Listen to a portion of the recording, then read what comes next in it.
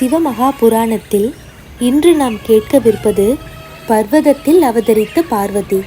இதுவரை சிருஷ்டி எவ்வாறு உருவானது என்பதை கூறிய சூதமா முனிவர் பார்வதி எவ்வாறு அவதரித்தாள் என்பதை பற்றி கூறத் தொடங்கினார். எந்த சரித்திரத்தை கேட்டால் பிறவி ஒழியுமோ அந்த மங்களகரமான சரித்திரத்தை சொல்கிறேன் கேளுங்கள் என்றார். ஒரு சமயம் தக்ஷ பிரஜாபதிக்கும் சிவபெருமானுக்கும் வெறுப்பு உண்டானது.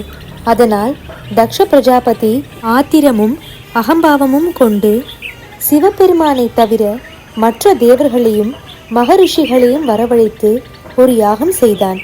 தக்ஷகுமாரியும் சிவபெருமானின் பத்தினியுமான தாட்சாயினி அதை அறிந்தும் தன் தந்தை தன்னை யாகத்திற்கு அழைக்காமல் இருந்தும் கூட அவன் செய்யும் யாகத்தை பார்க்க விரும்பி சிவபெருமானிடம் விடை பெற்று தக்ஷனது மாளிகையை அடைந்தாள். தட்சனோ அவளை தன் புதல்வி என்னும் கருதாமல் சிவபெருமானை திட்டியதோடு அவளையும் அவமதித்து அனுப்பினான். அதனால் தாக்ஷாயினி துக்கப்பட்டு அவமானம் தாங்காமல் தன்னுடைய உயிரை நீத்தாள்.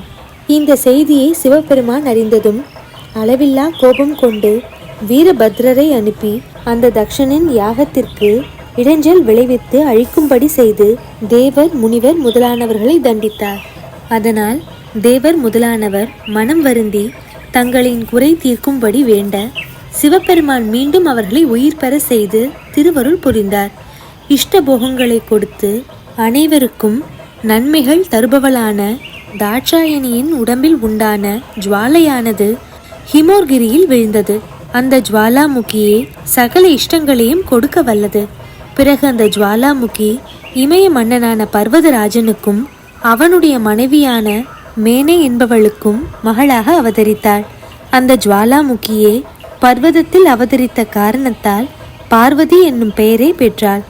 அவள் சிவபெருமானை விரும்பி வழிபட்டு நன்றாக பூஜை செய்து அவரையே தன் நாயகனாக அடைந்து தன்னை நாடி வரும் அனைவருக்கும் விருப்பங்கள் அனைத்தையும் வழங்குகிறாள்.